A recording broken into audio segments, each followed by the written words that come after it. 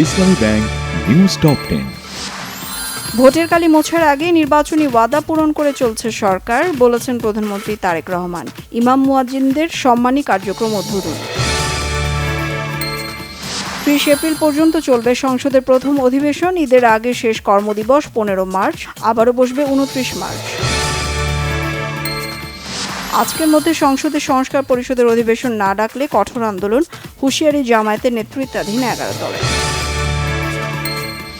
মির্জা আব্বাসের মস্তিষ্কে রক্তক্ষরণ নয়, ইনফেকশন হয়েছে, জানিয়েছেন অধ্যাপক ডাক্তার শাহাবুদ্দিন তালুকদার। রাজশাহী সিটিতে মাহফুজুর রহমান, বরিশালে বিলকিস আক্তার শিরিন, ময়মনসিংহে রকুনুজ্জামান রোকন, কুমিল্লায় ইউসুফ মোল্লা এবং রংপুরে মাহফুজুর নবী চৌধুরীকে প্রশাসক নিয়োগ।